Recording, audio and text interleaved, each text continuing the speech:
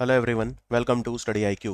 Study IQ के इस video में मैं आपको कराऊंगा क्विज का सेट नंबर 16 सीजीएल के लिए। आइए शुरू करते हैं वीडियो। हेरात हेरात नाम का जो त्यौहार है ये कहाँ पे मनाया गया? यानी हरि की रात यानी शिवरात्रि। तो भारत के कौन से राज्य में जो हेरात त्यौहार है वो मनाया गया? कौन से आईआईटी के वैज्ञानिक हैं जिन्होंने बायोडिग्रेडेबल बायोडिग्रेडेबल होता है अपघटनशील, जो अपने कणों में टूट जाता है, ठीक है ना? जैसे केले का छिलका है, अगर आप उसे मिट्टी में दबाओगे, एक महीने बाद मिट्टी खोदोगे तो वो आपको मिलेगा नहीं, क्योंकि वो प्रकृति का हिस्सा बन चुका है। यानी बायोडिग्रेडेबल। तो बायोडिग्रेडेबल नैनो पार्टिकल बनाए हैं जिनसे पौधों को विभिन्न रोगों से बचाया जा सके। कौन से आईआईटी के वैज्ञानिकों ने ये रिसर्च किया है? Biodegradable nano particle. निमहांस यानी national institute of mental health and science, ये बेंगलोर में है। भारत का सबसे उत्कृष्ट कॉलेज है ये मेंटल हेल्थ के लिए। तो निमहांस जो है उसने कौन से मंत्रालय के साथ मिलकर स्त्री मनोरक्षा प्रोजेक्ट शुरू करा है? स्त्री मनोरक्षा प्रोजेक्ट। आपको यह बताना है भारत के कौन से राज्य या यूनियन टेरिटरी ने यह कहा है अगर आप 100 करोड़ से ज्यादा का निवेश कर रहे हो यहां पे, तो आपको कम से कम 51% हिस्सा खरीदना पड़ेगा, मिनिमम 51% हिस्सा खरीदना पड़ेगा जिस भी इंडस्ट्री में आप इन्वेस्ट कर रहे हो। ये किसने कहा है? इससे ज्यादा से ज्यादा एफडीआई यहां पे आएगा। धर्मा गार्डियन युद्धाभ्यास ये कर्नाटक के बेलगांव, जिसे बेलागवी भी बोलते हैं, वहां पे हुआ। धर्मा गार्डियन किन दो देशों के बीच में हुआ? पूरे भारत देश का पहला ई वेस्ट इको पार्क ये कहां पे खुला है, जिससे हम जो ई अपशिष्ट है उसको बहुत अच्छे से मैनेज कर पाए? लिखिए आंसर।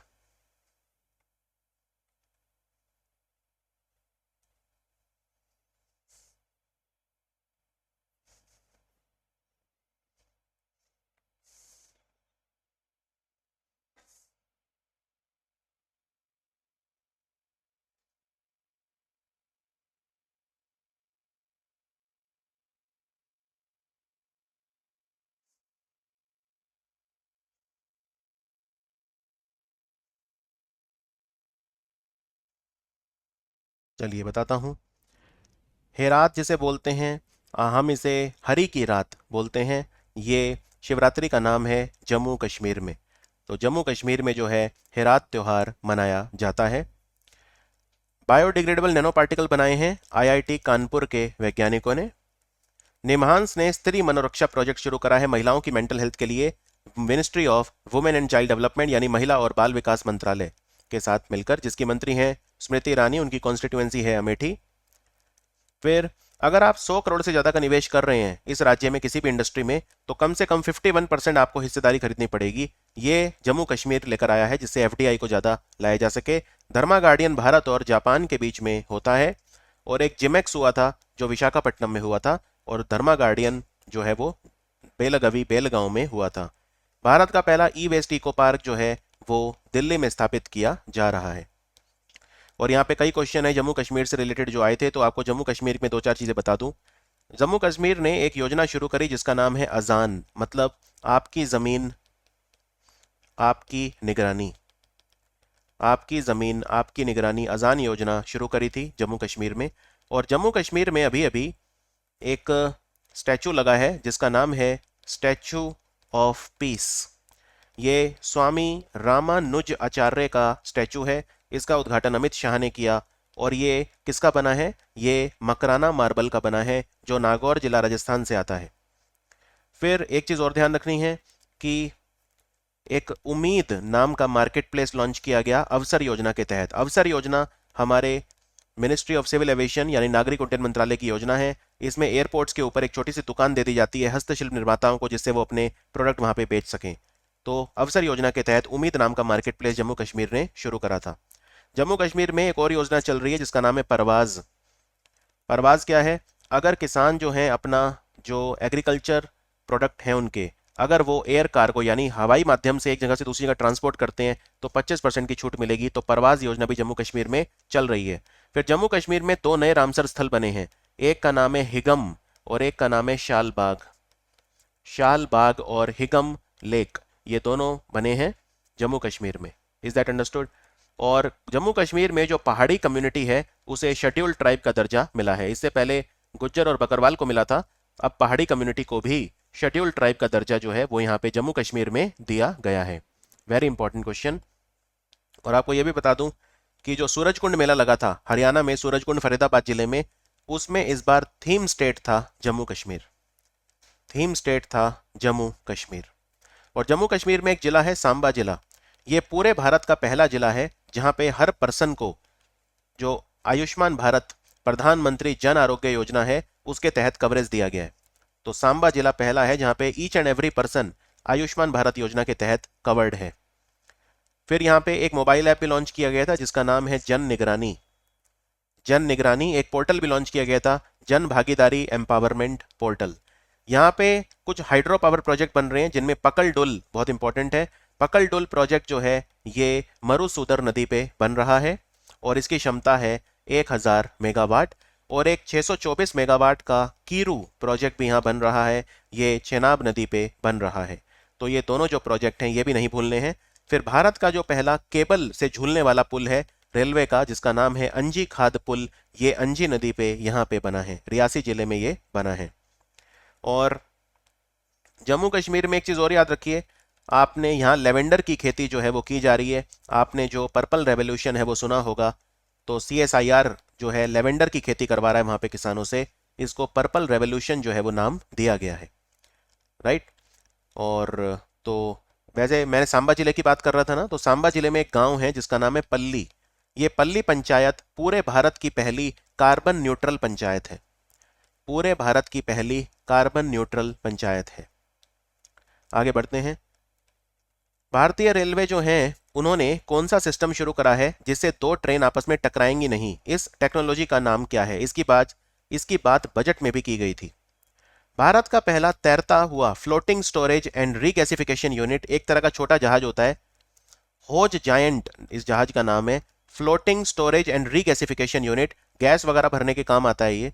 तो ये कहां पे आया, किस राज्य में रिसीव हुआ? एक स्पेशल लोगो हमने लॉन्च किया जिसमें भारत का कमल का फूल और इस देश का टूलिप था।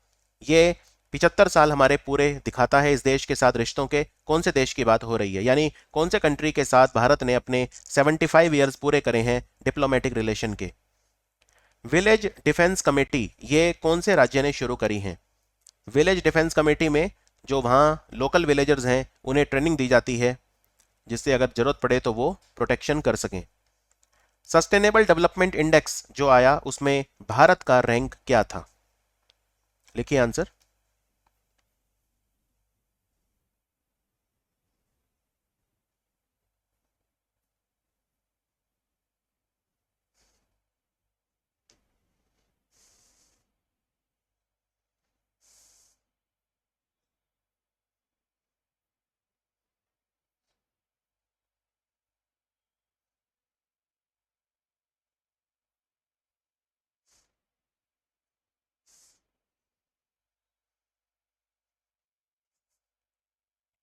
देखिए, वो टेक्नोलॉजी जिससे दो ट्रेन आपस में नहीं टकराएंगी इसका नाम है कवच। इसकी बात बजट में की गई थी। बजट में यह कहा गया कि अभी जो साल चल रहा है यानी 2022-23, इसमें हम 2000 किलोमीटर रेलवे का जो रूट है उस पर कवच टेक्नोलॉजी को ले आएंगे। और कवच टेक्नोलॉजी ये है, ये मान लो ये पहली ट्रेन है, ये दूसरी ट्रेन है, अगर ये बहुत ज़्यादा नज़दीक आ जाएंगी तो 5 किलोमीटर के दायरे में जितनी भी ट्रेनें सब में ऑटोमेटिक ब्रेक लग जाएंगे, सारी रुक जाएंगी जिससे हादसा ना हो। इसका नाम है कवच। भारत का पहला फ्लोटिंग स्टोरेज और रीगैसिफिकेशन यूनिट ये मुंबई में आया। टूलिप और लोटस, तो बात हो रही है नेदरलैंड, जिसको पहले हॉलैंड बोला करते थे। नेदरलैंड देश जो है इसके साथ हमारे 75 ईयर्स रिलेशन के पूरे हुए हैं। और टूलिप जो है ये नेशनल फ्लावर है नेदरलैंड का, और लोटस जो है ये नेशनल फ्लावर है इंडिया का। ये नेशनल फ्लावर है इंडिया का। Village defence committee Jammu Kashmir बना रहा है, ये भी ध्यान रखिए। सस्टेनेबल डेवलपमेंट इंडेक्स ये इंपॉर्टेंट है। सस्टेनेबल डेवलपमेंट गोल होते हैं 17 जो हमें अचीव करने होते हैं, और इसमें इंडिया का जो रैंक है वो है 121, 121 है। पिछले साल 120 था, इस साल हम एक पायदान नीचे खिसक गए हैं। और नंबर 1 जो कंट्री अभी चल रहा है इसमें वो फिनलैंड चल रहा है, ठीक है। और अगले 5 सवाल। यूरोप का सबसे बड़ा न्यूक्लियर पावर प्लांट कौन सा है जो रशिया ने डिस्ट्रॉय कर दिया यूक्रेन में? किस न्यूक्लियर पावर प्लांट का नाम आपको बताना है। अभी अभी हमारा जो मछली पालन, पशुपालन और डेयरी मंत्रालय है उन्होंने सागर परिक्रमा शुरू करा। ये कौन से राज्य से इसकी शुरुआत की गई? सागर परिक्रमा इनिशिएटिव। नासा एक मिशन कर रहा है यूरोपा क्लिपर मिशन। ये यूरोपा जो चंद्रमा है, मून है, कौन से प्लेनेट का है? यूरोपा क्लिपर मिशन किस प्लेनेट के लिए किया जा रहा है? भारत का पहला इंडिजिनस फ्लाइंग ट्रेनर, यानी ये एक ऐसा विमान है जिससे हम पायलट्स को ट्रेनिंग देंगे। इस विमान का नाम क्या है? और पहली बार भारत ने एक इंडिजिनस फ्लाइंग ट्रेनर को बनाया है। अभी अभी भारत का पहला प्रोजेक्ट कौन सा है, मतलब पहला भारत का मेट्रो कौन सा है? मेट्रो चलती है ना बहुत सारे शहरों में, तो पहली मेट्रो कौन सी है जिसमें एल्यूमिनियम के कोचेस लगाए गए हैं, यानी जिनके जो डब्बे हैं पैसेंजर ट्रेन के, जो मेट्रो के, वो एल्यूमिनियम के बने हैं। तो ये कौन सी मेट्रो है, कौन से शहर की मेट्रो है, ये आपको बताना है।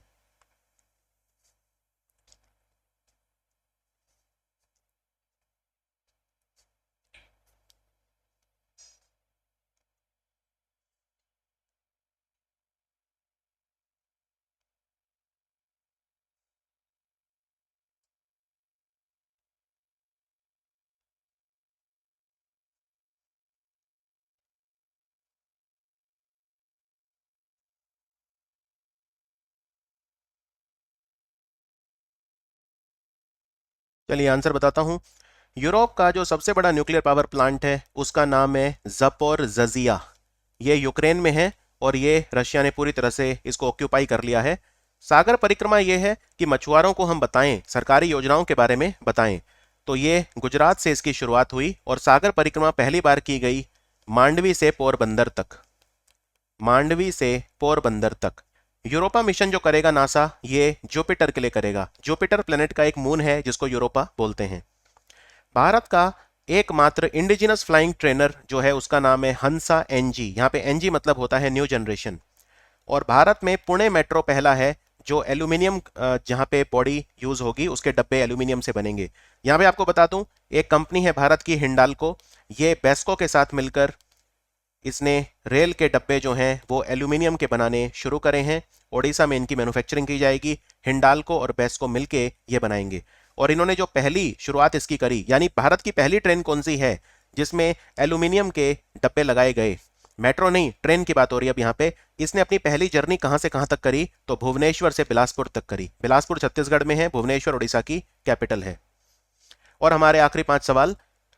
रिलायंस जो है उन्होंने जियो वर्ल्ड सेंटर इंडिया में कहां पे खोला है? जियो वर्ल्ड सेंटर एक बहुत बड़ा ऑडिटोरियम है, एक बहुत बड़ी बिल्डिंग है, सेमिनार वगैरह होते हैं यहाँ पे, इवेंट्स होते हैं। कहाँ पे खुला है, किस शहर में खुला है? भारत की पहली टीचर्स यूनिवर्सिटी किसने खोली है? यहाँ पे टीचर्स को ट्रेनिंग दी जाएगी जिससे वो ज्यादा अच्छा पढ़ा सकें। भारत और श्रीलंका के बीच में स्लिनेक्स नाम का समुद्री युद्धाभ्यास, ये कहाँ पे हुआ, कौन से शहर में हुआ, ये आपको बताना है। कौन से राज्य की सरकार ने 2 योजनाएं शुरू करी हैं? एक का नाम है आमा योजना और एक का नाम है बाहिनी योजना। ICC women's cricket world cup ये कहां पे हुआ था? 2022 में हुआ था। कहां पे हुआ था, किस कंट्री ने जीता था? हो सके तो दोनों बताइए। और हमारा आखिरी सवाल, जापान के साथ मिलकर भारत 3 नदियों की सफाई करेगा। एक है मूला, एक है मूठा और एक है मूला मूठा। ये तीनों नदियां भारत में कौन से शहर में फ्लो करती हैं? तो 10 सेकंड का समय है आपके पास, आपको इनके आंसर बताने हैं, जल्दी करिए।